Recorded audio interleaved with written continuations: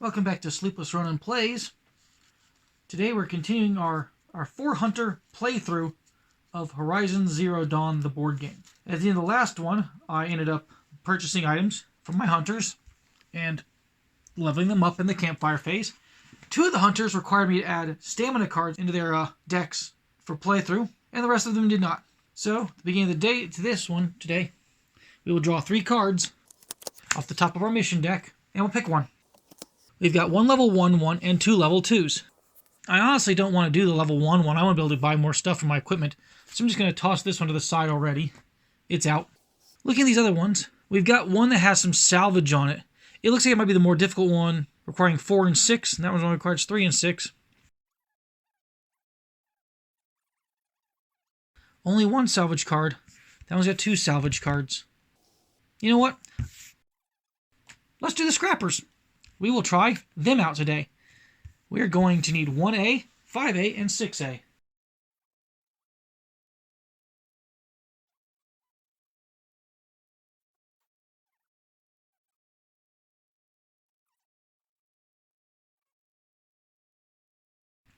And 3 to 4 player. Okay, there we go.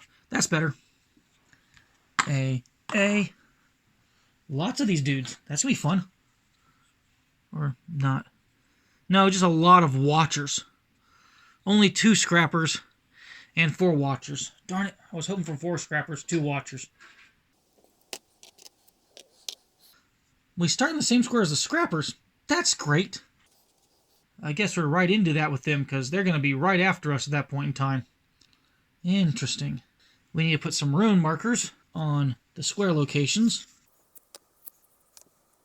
That's actually nice. 3 of those out there, actually. That's kind of a nice benefit. And that's our hunt. We need to get 6 points.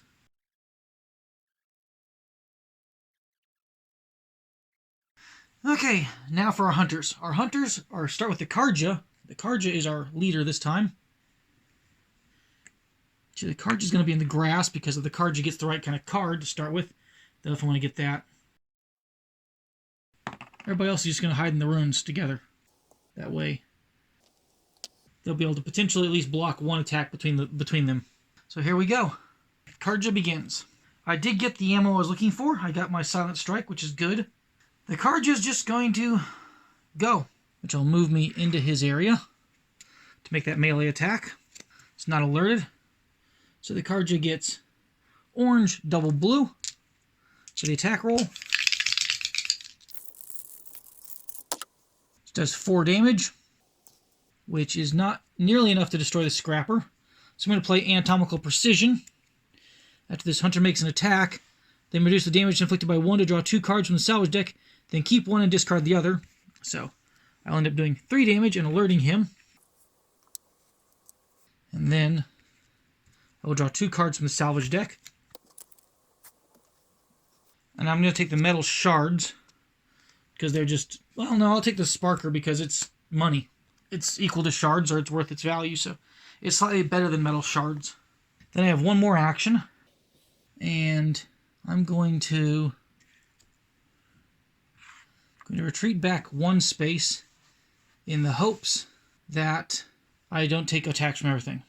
Because the problem is, he's alert too because I attacked that scrapper. Time for the scrappers to go, or the alert enemies to go first, which are scrappers.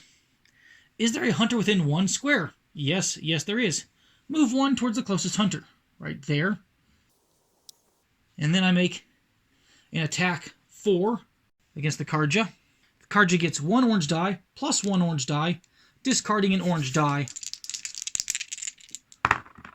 So I reduce my damage. I take 3 damage, which I'll just lose my entire hand. And then I dodge there, and he moves away from the hunters. Now I can make him, no, because that's not away. I have to get further away from him as far as I'm concerned. So I need to go increase my distance. So I have to go there. Okay. Now this next one. Is there a hunter within 1 square? Yes, there is. Move 1 towards the closest hunter. Goes right there. And the hunter, it doesn't matter which one, just going to discard this rune to completely ignore the attack. So whichever hunter it was targeting does that instead. Then it moves 1 away, back to where it started from. because that's the part where it gets the furthest away from most hunters. Then the non-alert enemies go. Deedly-dee. Oh wait, no. Arrows go this way. Deedly-dee, deedly-dee, deedly-dee, deedly-dee. Okay. This is the one I have to get the most right now. That's the enemy I need to hit the most, so I can actually bring him in. So now we're going to the Banuk. No, Ostrom. Ostrom. Okay, this is actually really kind of cool. Okay, so the Ostrom activates and sprints to there, alerting him. Doing that on purpose because I want him aware. Then I'm going to play Prime the Area as I'm going to make a melee attack. So I move here with my melee thing, which then, before making the attack, the hunter performs a free ranged action. I don't actually know whether or not I'm supposed to do it from here or from here, but it doesn't matter because I'm going to put that attack right here. Whoa, what the heck? Right here. I'm going to lay that trap right there, which I put that out with some firewire. Firewire. So that card's been used. Then my ammo for the melee attack itself is going to be backswing. The hammer is 2 orange dice. The backswing is 2 orange dice. So I'm going to swing away at this guy right here.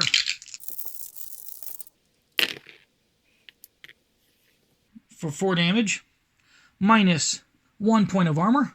So I do 3 more damage. So I'll take 2 of these 1 tokens and put it down as a 5. So I've done 6 damage to him all total. And because I damaged him, I get to move him. I'm moving him to there, causing the trap to go off. So the trap will go off, doing a blue die in damage, 2 damage, or 1 damage after reduction by armor, and lighting him on fire. Lighting him on fire gives the Ostrom 1 glory point. So that's the end of the Ostrom's action. He has 2 cards left in hands, and has successfully made it where the Scrapper is going to die at the end of its activation, which is a nice thing to do. We won't get the salvage of the glory, but we'll get the encounter points. So we're sacrificing a little bit of reward immediately for the hopes of a quicker resolution.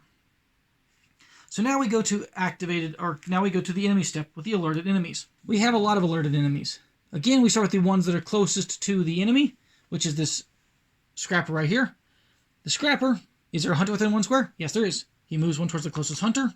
He attacks the hunter for 4 damage. The hunter is the Ostrom, who has a blue defense die. He blocks 2 of the 4, taking 2 damage, which he just discards from his hand.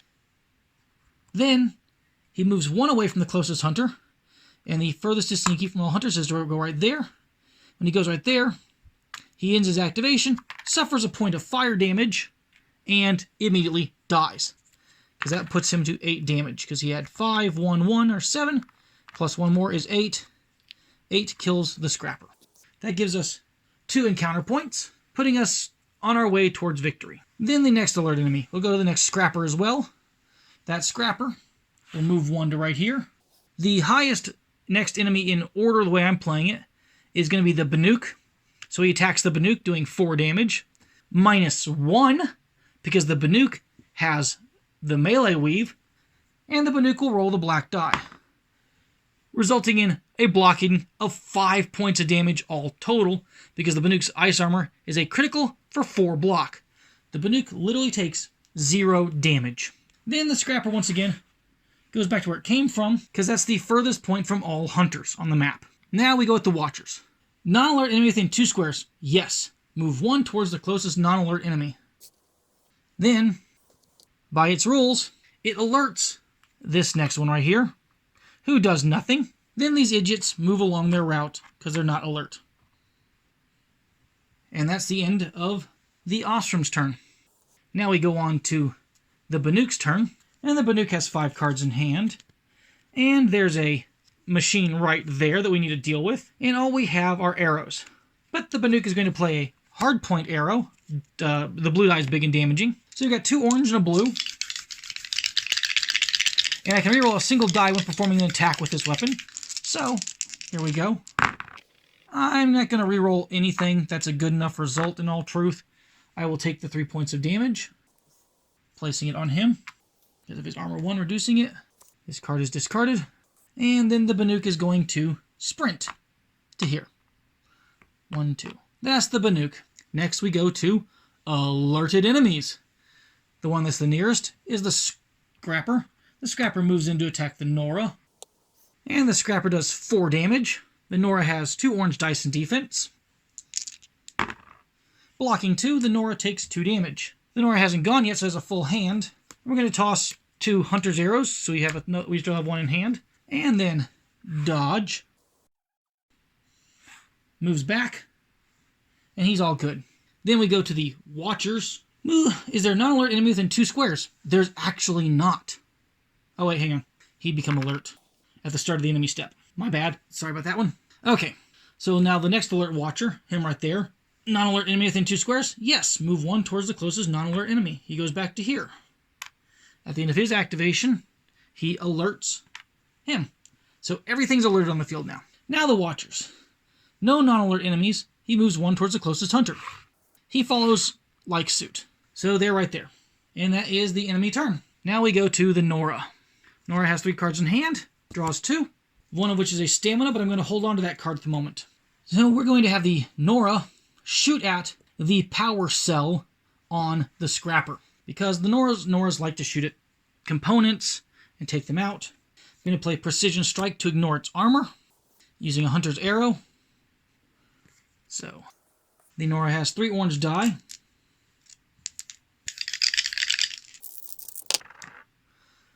I'm going to use the Nora's ability. I can reroll any number of dice. Actually, no, that's 4 damage. The component is 4 points. I'm not going to run a risk. I just want to rip that component off. So I do that. The Nora does 4 damage, destroying that power cell. That power cell does 2 more damage when it explodes. So he's taken a total of 5. The Nora gets a glory point. And then I'm going to play Critical Hit. So I get to draw a card from the salvage deck. And I'll also go back and draw a card for the Nora when someone else destroyed the other Scrapper, which I forgot to do earlier. The Nora has good cards right now. And that was all his first action. I have also disabled component A, so I will mark that. I have destroyed component A on him, which means he can no longer make his really powerful ranged attack, which is good, because when he's going to go this next turn, he's going to use his powerful ranged attack, if he could, but he can't. So the Nora is going to go over here with their last action. They're just going to sneakies. So the Nora's done. The Nora's actually making out like a bandit right now. So now we go to activated enemies. We have 2 Watchers that are the closest, so we'll go with them first. Watcher moves up, attacks the Banuk. He does 4 damage, and the Banuk rolls a black die in defense, which means I block all the damage. That armor is insane half the time. The Banuk dodges. Next Watcher goes, moves in. On the Carja, the Carja gets 2 orange dice in defense, drops 1, reduces it by 1 damage, and takes 3 damage off the top of their deck. Right now in this game, the Carja is the one getting beaten up. Then the Carja also retreats. Then everything's equidistant, so I'm going to go with the Watchers next. Watcher moves there. Watcher moves there. Then the Scrapper goes, is there a Hunter within 1 square? No, there's not. So I would do a range attack at range 2 with 6 damage if I hadn't destroyed component A, but I did destroy component A, so I move 2 towards the closest Hunter. And that's all the Scrapper does. So now we are back to the Carja. Carja draws 5 cards because they've had a very bad day. The first thing the Carja is going to do, because the Carja's had a very bad day so far and has been significantly beaten up, the Carja's first action is going to be to take 3 cards from their discard pile, the bottom 3 cards from their discard pile, and shuffle them back in to their draw deck. And then the Carja is going to just make a very simple Carja halberd attack on the Scrapper, because I don't have any other cards to actually use on that. So I have a simple orange and blue die attack. I do 2 damage, which is nice. Not enough to kill it, unfortunately. And then I'm going to play Hit and Run. After resolving attack, this Hunter may perform a free sprint action. So the Carja goes, getting the hell out of Dodge! And that is the Carja's turn. So now we go with the enemies. Well, the Scrapper's already in a place with a Hunter. So Scrapper, is there a Hunter within square? Yes, there is. Move 1 towards the closest Hunter. Don't need to do that. Do 4 damage to the Banuk. Banuk pulls out its black die and fails to roll anything. So it reduces the damage by 1 for having a weave, and we'll simply toss 3 cards. Then the Banuk scurries away. And then this thing goes to here. That's the best place it can move to. Then the Watchers go. These ones will go next. This first Watcher moves up into here and attacks the Hunter that went most recently, which is the Nora. 4 damage. Nora has 2 orange dice in defense. Nora got a critical on the defense roll, which is a value of 3, and I already had the melee weave, so I blocked 5 damage. The Nora takes 0 damage, and the Nora will dodge. Next Watcher moves up, and will attack the Ostrom. The Ostrom has a blue die for defense, reducing the damage by 2 to suffering 2 damage, which he takes off the top of his deck. Then the next thing are the other Watchers that haven't gone yet. They follow this Hunter over here, because it's the Carja. They move 1 and move 1. There we go. Now it's time for the Ostrom to go. He chose not to retreat. He blocked those Watchers off. He is going to go to town on these Watchers, because usually the Ostrom is a monster that murders everything. He draws his 5 cards, because he had no cards in hand. He's still got a pretty good sized deck, though, so he's not even worried. Well, he didn't draw the best hand in the world. So he's just going to smack one of these Watchers in the face with a cleaving hammer blow, which will produce a 2 orange blue. I cannot inflict the fire. I do not have that canister to toss, which I'd have to do before I actually make the attack.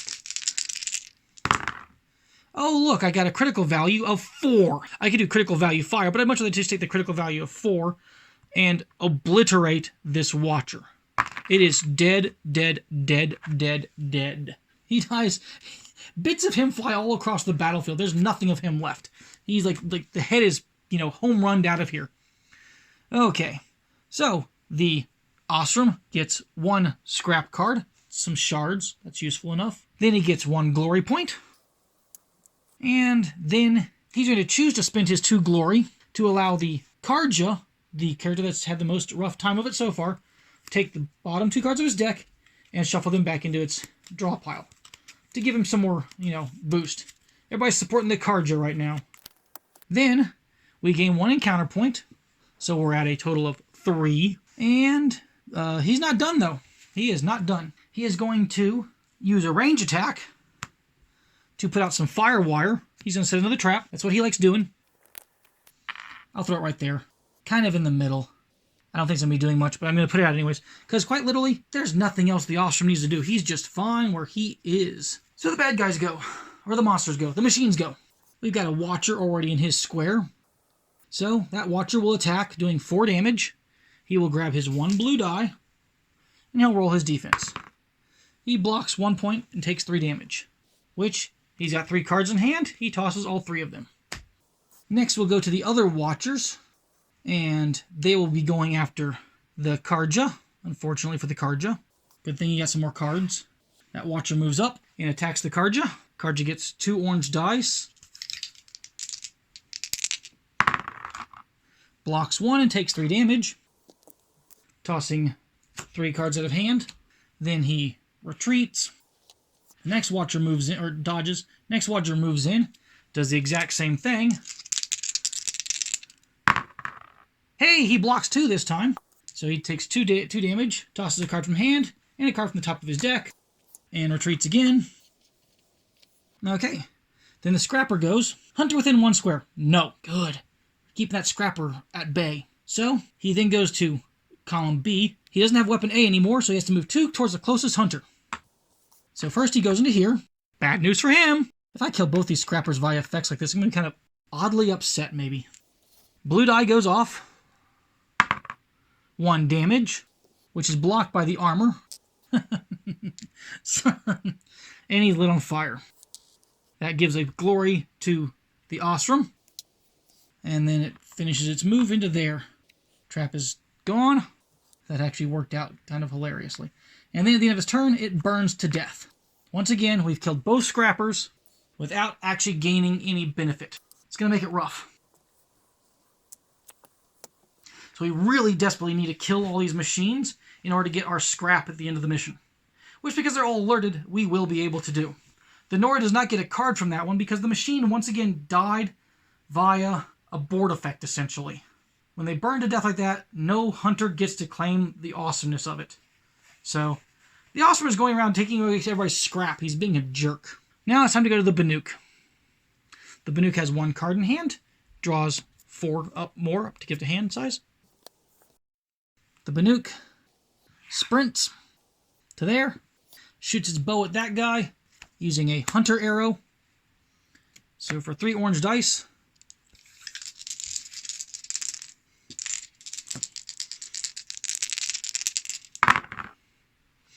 triggering critical effect for 2 damage, 3, 4 damage. Sadly, that only does 3 damage to the thing because it has armor, meaning we did not kill it.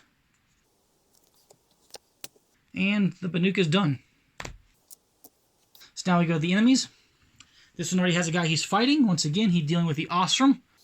He's doing 4 damage. The Ostrom rolls its die, blocks 3 of it, and takes a whopping 1 off top of my deck.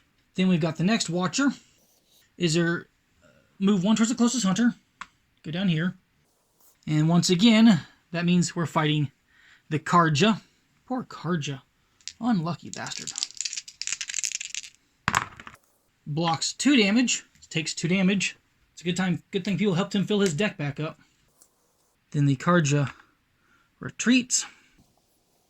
And this last one just moves 1 towards the closest hunter. Heads that way towards the Banuk since it was the last one to activate. Then we go to the Nora, who's already got 2 cards in hand, draws 3. We have no ammo. So I'm going to toss a stamina card in order to draw another card. Hopes I draw some arrows. I did not. So I guess I'm using my spear. My Nora spear. Which is actually not a bad weapon, I just don't like to use it for the Nora. The Nora likes to just like beat things up with its arrows. Arrows are good. But I'll play Inventive to add an additional orange die to the attack. So the Nora has 3 orange dice. I literally just threw a die on my camera. Nora has 3 orange dice. Oh my goodness. Critical, critical. So that's 3 damage all total. If you roll a critical, ignore the target's armor when resolving damage. So he has armor of 0, but it doesn't matter because it's just a basic Watcher. It dies.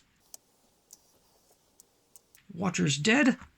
Remove him from the battlefield. The Nora gains 1 glory and 1 salvage card. It still breathes. Return the enemy to the square you was killed in with any tokens it had gained before being killed and an alert token if it did not have one. Add wound tokens until the enemy has 1 hit point remaining. This enemy does not count as being killed. The player should retain any salvage cards they drew before this one. Well, that's bloody great. The Watcher didn't die. Watcher reappears with 3 wounds and is still alert. So the Nora's entire turn was utterly wasted. Well, it did that attack. And the Nora is going to... The Nora will sneak to there with its last action. I like that better. That way it can block 1 enemy. Each of the enemies will go after somebody different, so there's nobody they're going to be concentrating and ganging up on. Okay, enemy activation. This guy attacks the Ostrom. The Ostrom rolls his blue defense die.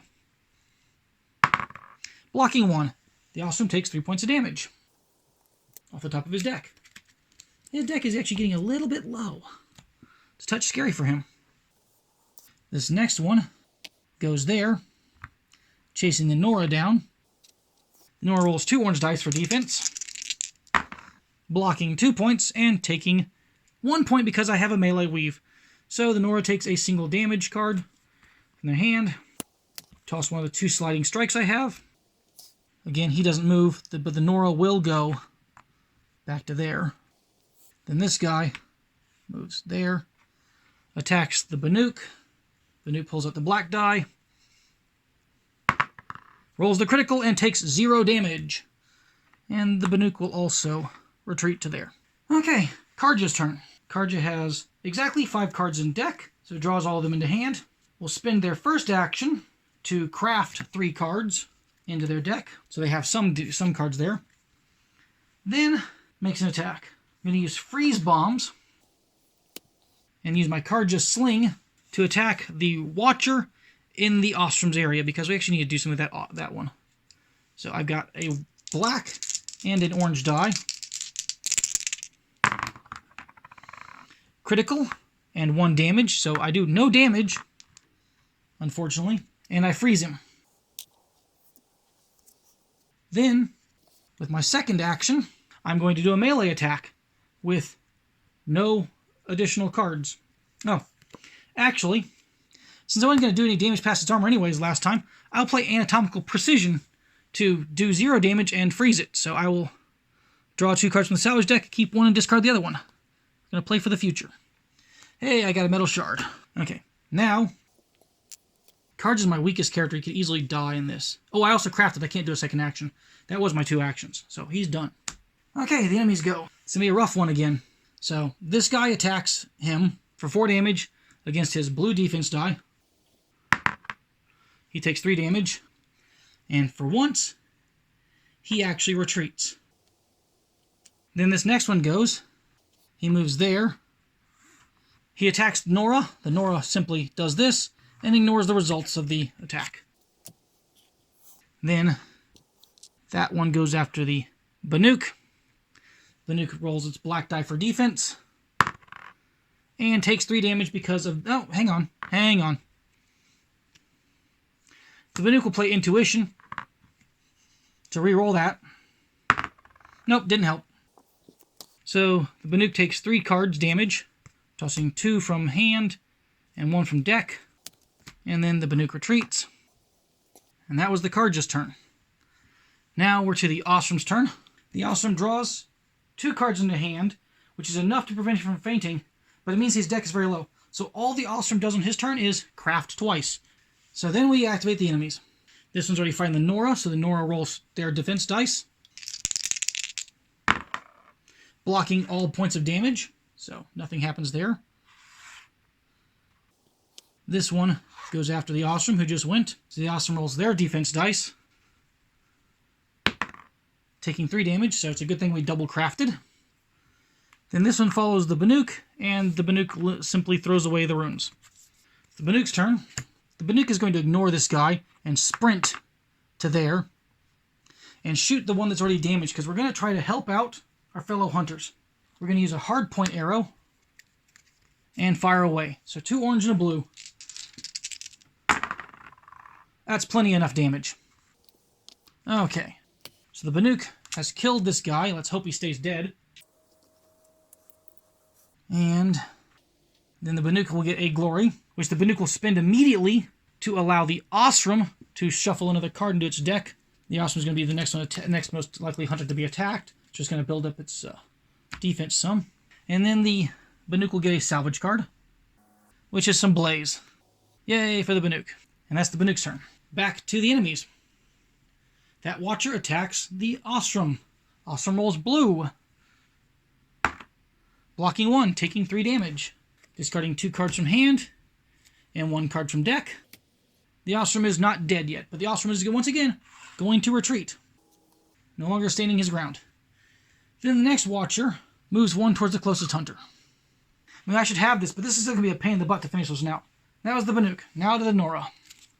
Nora has 3 cards in hand, draws 2 more. I'm going to play Sliding Shot to move forward 1 and fire a Hunter's Arrow at that Watcher. So I've got 3 orange dice. Okay, 2 damage, plus another 2 damage from the bow, plus an additional 1 damage because of my damage coil I have on the bow. So that's 5. I kill it. Oh, I didn't even run it. It didn't have any armor, so it actually really dies. Okay, good. It's dead. Let's draw the salvage card first to see whether or not there's multiple that stay alive card in the deck. No, there's not. The salvage card that Nora got was a double awesomeness. I get an additional glory point for killing the enemy, so I get 2 glory points for that on this Watcher. Then I'm going to immediately spend to give the 1 glory point that was already in the Nora, plus the 2 more, to give 3 cards back to the Ostrom in their deck. Because, boy, do they need it. They are the most roughly hurt character, because they really did play a blocker for a while right there. They tanked it out.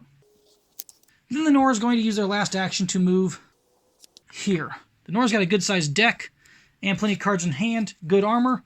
The Nora's going to play Distractor right now. So the Nora's going to take this next Watcher's attack. The Watcher moves in on the Nora, does attack of value of 4. Nora rolls his dice, rolls 2, plus its melee weave. It takes 1 damage. The Nora tosses a single card, and like I said, that means the Nora can really tank right now. Okay. Nora retreats 1, and the Carja's turn. Carja has 3 cards in hand, draws 2 more, drew a freeze bomb, which is about the only thing we can effectively use. The Carja really doesn't want to get involved in this. So the Carja is just going to craft twice again. That's the entire Carja turn. If it goes another round somehow, the Carja will rejoin the battle. But for now, the Carja is going to hide to the side and not do anything. So the Watcher advances on the Nora again. Nora rolls 2 orange dice, gets a critical value, which is 3, plus 1 from the melee weave is 0 damage done to the Nora. And the Nora will simply go over here. Now we go to the Ostrom, draws 5 cards, still alive, has 1 in the deck, barely alive, but the Ostrom's still making it. Okay, here we go, Ostrom's turn. It's taking its first action to craft 3 cards into the deck, and then he's going to make a melee attack. He moves into the thing, plays a backswing, and goes to town, rolling 4 orange dice. Which results in, well, I could light it on fire also, but I honestly don't really want to. I want to just do the damage. So, 1, 2, 3, 4, 5. 5 points of damage, gets past its armor, and the Watcher is dead. Finally. That took too much. He'll get his salvage card, making sure it's not a resurrected card. No, it's a machine lens, which is a very good card.